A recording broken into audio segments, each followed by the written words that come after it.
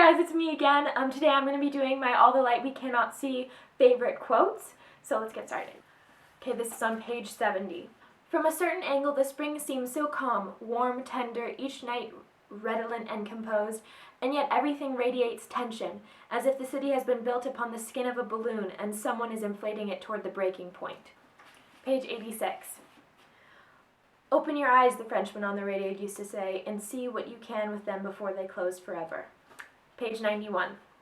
In the lurid, flickering light, he sees that the airplane was not alone, that the sky teems with them, a dozen swooping back and forth, racing in all directions, and in a moment of disorientation he feels that he's looking not up but down, as though a spotlight has been shined into a wedge of bloodshot water, and the sky has become the sea, and the airplanes are hungry fish, harrying their prey in the dark.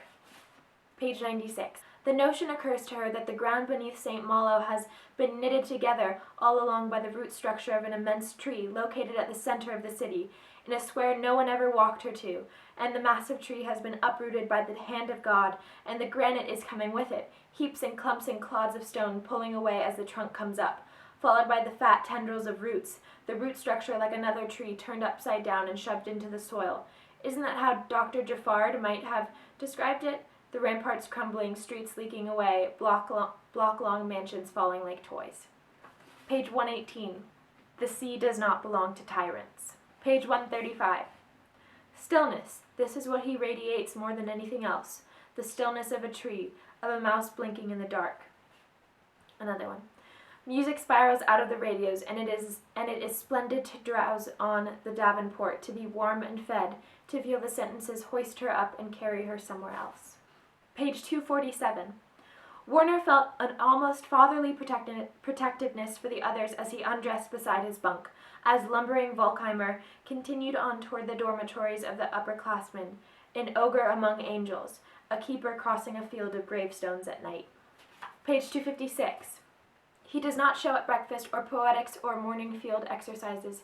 Each story Werner hears contains its own flaws and contradictions, as though the truth is a machine whose gears are not meshing. Page 354 to 365. Stately wings soar on either side, somehow both heavy and light. It strikes Werner just then as wondrously futile to build splendid buildings, to make music, to sing songs, to print huge books full of colorful birds in the face of the seismic, engulfing indifference of the world. What pretensions humans have. Why bother to make music when the silence and wind are so much larger? Why light lamps when the darkness will inevitably snuff them? When Russian prisoners are chained by 3s and 4s to fences while German privates tuck live grenades in their pockets and run. Page 366. The girl climbs into the swing and pendulums back and forth, pumping her legs and watching her open some valve in Werner's soul. This is life, he thinks. This is why we live, to play like this on a day when winter is finally releasing its grip. Page 388. His knees bent to accommodate his height, like Atlas about to slip into the traces. Page 389. String and spit and wire and a voice on the radio offering a loom on which to spin his dreams. To shut your eyes is to guess nothing of blindness.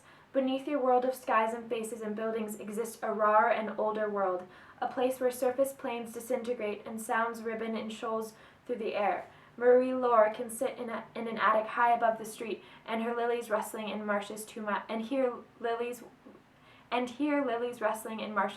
away. Page 393.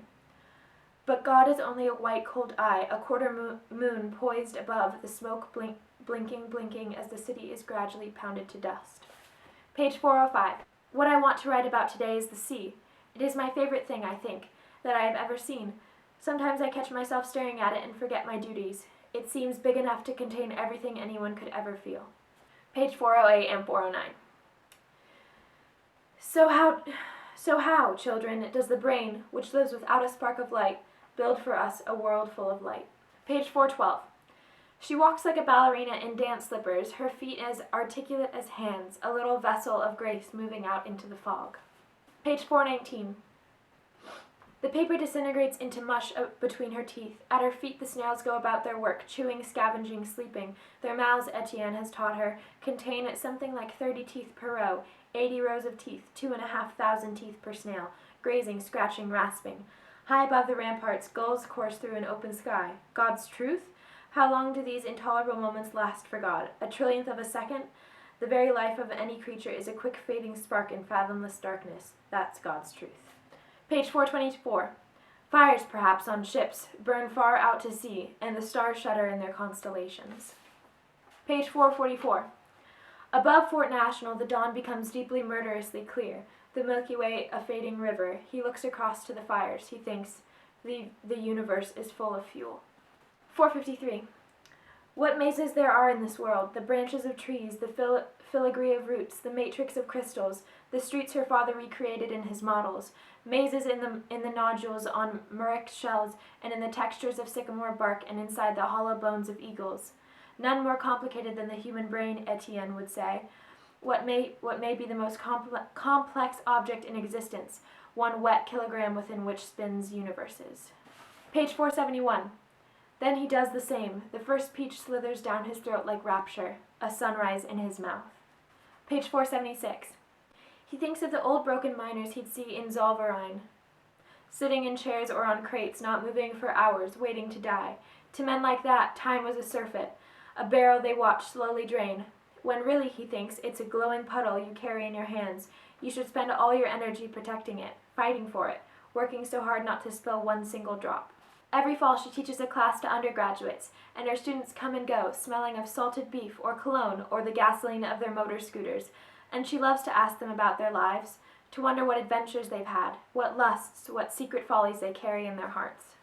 Okay, thanks. Those are my favorite quotes from All the Light We Cannot See by Anthony Dewar. I hope you enjoyed. I'll see you next time. Don't forget to comment, like, subscribe, do what you gotta do. See ya!